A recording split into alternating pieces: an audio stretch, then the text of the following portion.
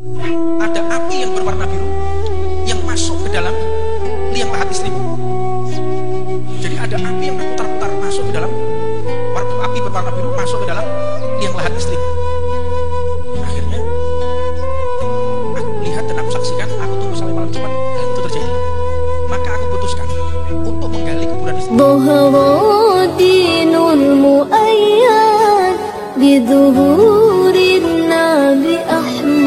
Assalamualaikum warahmatullahi wabarakatuh.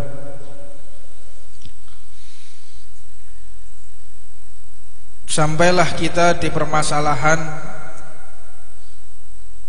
tentang hak seorang anak terhadap orang tuanya. Orang tua memiliki hak sepenuhnya kepada anaknya, begitu juga seorang anak, dia memiliki hak kepada kedua orang tuanya. Hak seorang anak yang pertama yaitu adalah masalah nafkah. Anak tersebut memiliki hak dan orang tua wajib untuk melaksanakan kewajibannya, yang mana orang tua itu harus menafkahi anaknya dengan cara yang halal atau memberikan makanan dari cara baik itu zatnya atau jenisnya, semuanya yang dihalalkan oleh Allah Subhanahu wa ta'ala. Yang kedua, si anak memiliki hak untuk mendapatkan perlindungan dari orang tuanya. Yang ketiga, seorang anak memiliki hak kepada orang tuanya yaitu berbentuk pendidikan. Orang tua wajib mengenalkan anak kepada baginda Nabi. Itu kewajiban orang tua. Dan sepanjang anaknya belum balik, sepanjang anaknya belum dewasa, maka seluruh aktivitas anak tersebut ditanggung dosanya oleh orang tua. Kalau kita belajar kitabnya Alalah, orang tua kandung kita itu memiliki tanggung jawab, dituntut oleh Allah mulai lahir sampai balik. Setelah balik gak tahu. Umur lahir sampai umur 9 tahun. Setelah 9 tahun orang tuanya gak ikut campur, atau masa dia balik. Tapi apabila seorang guru, dia dituntut oleh Allah. Jadi ada orang tua berbentuk biologis, ada orang tua berbentuk ideologis. Ada orang tua berbentuk biologi.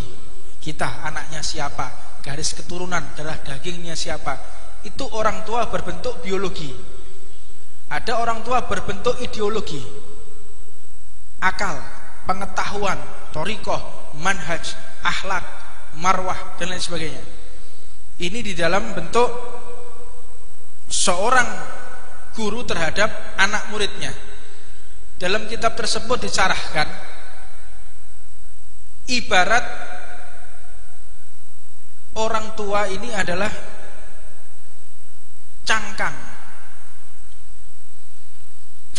yang di dalamnya adalah mutiara. Ibarat orang tua ini adalah pakaian, sedangkan guru agama ini sebagai kulit kita. Orang tua itu pakaian kita, guru kulit kita. Jadi kita wajib untuk menghargai pakaian, wajib kita untuk menjaga pakaian. Tetapi lebih dekat daripada seorang guru kepada muridnya dibanding dengan seorang ayah dengan anaknya di mata Allah Subhanahu wa ta'ala. Apa sebab? Ketika sang murid tadi belajar kepada gurunya, maka segala sesuatu aktivitas murid tersebut menjadi tanggungan gurunya di hadapan Allah. Makanya kalau sudah orang membuka majelis ta'lim, orang membuka pondok pesantren, seluruh aktivitas murid itu menjadi peradilan nanti di hadapan Allah. Jadi bukan kita ngajar, buka majelis ta'lim, terus sang murid tersebut menuntut ilmu dari kita, setelah itu pulang. Nggak bisa seperti itu progresnya. Proses progres nggak bisa seperti itu. semua akan dipertanggungjawabkan di hadapan Allah Subhanahu wa taala. Sebagaimana guru kami Habib Jamal, Habib Umar bin Hafidh, beliau mengajarkan, jika engkau keluar dari pondok, kamu bukan pulang, tapi kamu berdakwah. Rumahmu ya di pondok ini. Rumahmu ada di pondok. Kalau kamu keluar dari pondok, berarti kamu lagi berjuang, lagi berdakwah, lagi beribadah di luar, menuntut ilmu. Rumah asasmu, rumahmu pondok ini. Karena engkau, aku bertanggungjawabkan di hadapan Allah Subhanahu wa taala. Dan seorang anak ini memiliki hak pula didoakan dengan cara yang baik.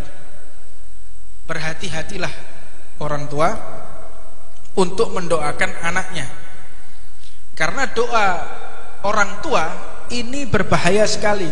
Bagaimana ceritanya daripada Syekh Abdurrahman As-Sudais. Syekh Abdurrahman As-Sudais ini kan Imam Masjidil Haram. Ceritanya itu ketika beliau masa kecil pernah cerita, ketika Syekh Abdurrahman As-Sudais ini masa kecil berusia 4 tahun atau 5 tahun, ayahnya lagi ngundang tamu dari luar kota. Ayahnya, ibunya nata makanan sebagaimana mewah, banyak mewah, luar biasa hidangan.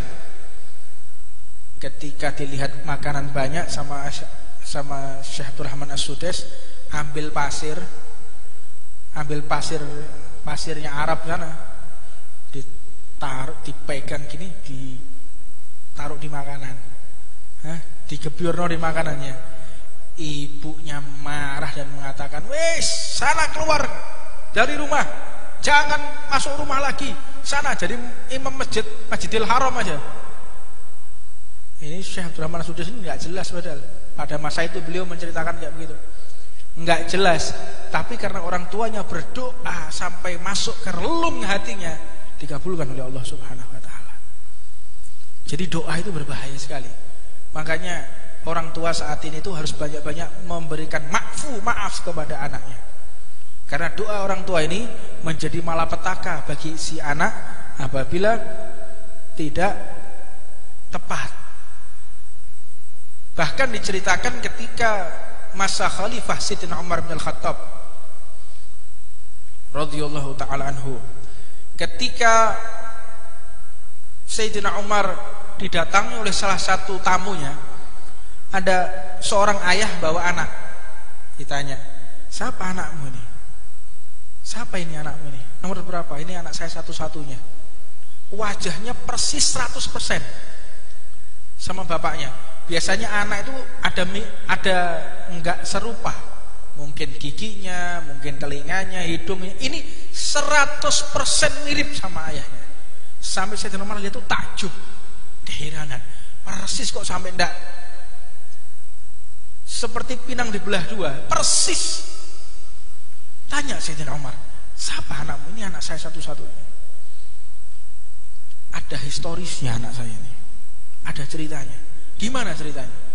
Ketika aku bekerja, aku mencarikan nafkah untuk anak dan istriku ini.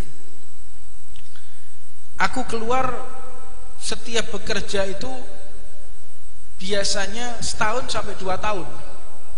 Tapi ini aku sampai 5 tahun. Sampai 5 tahun. Saya nggak pulang 5 tahun. Ketika aku berpamitan dengan istriku, wahai istriku, aku harus mencari nafkah. Mungkin dengan waktu yang sangat panjang. Pada masa itu istriku dalam keadaan hamil. Maka istriku pun mengeluh, kata si pemuda tadi. Apa yang dia keluhkan? Wahai suamiku, kalau engkau pergi, terus bagaimana nasib anakmu ini yang dalam kandunganku ini? Dijawab, maka aku jawab, aku titipkan anakku ini kepada Allah. Engkau titipkan anakmu kepada Allah? Iya, aku titipkan anakku ini kepada Allah. Aku mencari rezeki dari tempat yang halal. Aku titipkan anakku ini.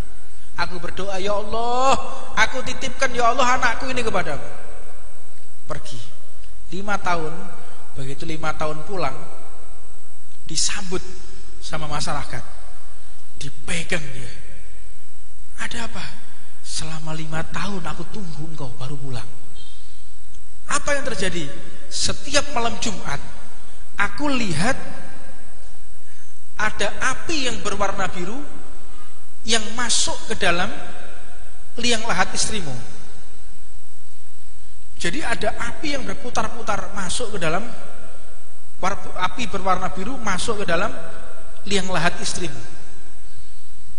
Akhirnya aku melihat dan aku saksikan, aku tunggu sampai malam Jumat hal itu terjadi. Maka aku putuskan untuk menggali kuburan istriku. Aku gali kuburan istriku dan aku dapati si anak ini sudah berusia 4 tahun sekian, masih hidup anaknya. Jadi ibunya melahirkan dalam kuburan. Subhanallah, ibunya melahirkan dalam kuburan. Ini gara-gara doa. Kalau seandainya saya berdoa, ya Allah, aku titipkan engkau, istriku dan anakku kepada Allah, maka selamat dua-duanya. Tapi karena doanya salah tadi, doanya seorang bapak salah kepada anaknya, aku titipkan anakku, enggak nyebut ibunya, istrinya, maka yang diselamatkan oleh Allah hanyalah anaknya. Sebagaimana dulu Nabi Allah Ayyub, Nabi Allah Yakub, Nabi Su'aib, itu diceritakan kalau doa hampir sama semua. Ya Allah, lihat ya Allah, kelingkingku sebelah kiri, kelingkingku tangan kiri, yang sebelah ujung ini ya Allah sakit. Jadi bukan menunjukkan Allah tidak tahu, tetapi menunjukkan kita sangat butuh dan manja kepada Allah. Ya Allah, kakiku sebelah kanan ini sakit ya Allah, gara-gara saya buat jalan. Komunikasi dengan Allah, jalin komunikasi, dialog dengan Allah Subhanahu wa ta'ala, maka akan membentuk daripada mindset pikiran yang menyambung kepada Allah.